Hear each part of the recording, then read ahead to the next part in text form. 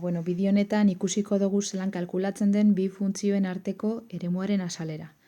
Gure adibidean ditugu x ber bi eta hiruken 2x funtzioak, fx eta gx deitu ditugunak.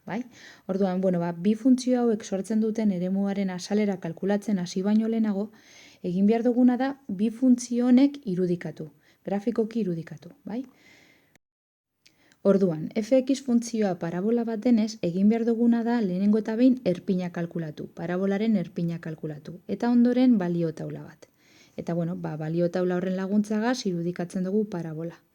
Gero daukagu gx funtzioa dela hiruken 2x, hau da, zuzen bat. Orduan, zuzen bat denez, balio taula bat egitearekin nahikoa da. Eta balio taula horretan, pare bat puntu kalkulatzeagaz nahikoa ere bai. Kasu honetan kalkulatu ditugu ebaketa puntuak. Eta bi funtzioak irudikatuta ditugunean ikusten da argi eta garbi zein dan bien artean sortzen den eremu itzia. Izango litzateke marra zuriz margostuta edo margostuta dagoen eremu hau. Orduan, eremu honen azalera kalkulatu behar dugu. Zeintzuk dira jarraitu behar ditugun pausuak, azalera hau kalkulatzeko. Lehenengo eta behin kalkulatu behar ditugu bi funtzioen arteko ebaketa puntuak. Ebaketa puntuak grafikoan aurkitzen dira hemen eta hemen. Orduan, bi puntu hauek kalkulatzeko zein da egingo dugun planteamendua edo zer da egingo duguna, bi funtzioak berdindu. Orduan, jartzen dugu fx berdin gx. Hau da egitera goazena. Kontua da gure adibidean fx funtzioa dela x ber bi, orduan jartzen dugu x ber bi berdin gx funtzioa. Hau da, hiruken 2x. Hau orain ekuazio hau garatu egiten dugu. Eta ikusten dozuen bezala, lortzen ditugun bi ebaketa puntuak daude x berdin bat eta x berdin minus 3 puntuetan. Imaginatzen dugu hau dela x berdin bat ebaketa puntua eta hau x berdin minus 3 puntua izango litzatekela. Orduan, zein da orain eman beharreko urrengo pausua? Egin behar duguna orain izango da bi funtzioen arteko kenketa.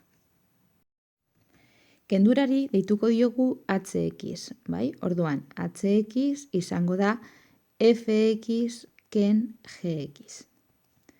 Orduan, gure adibidean hx izango litzateke x ber bi ken gx funtzioa, hau da, ken hiruken 2x.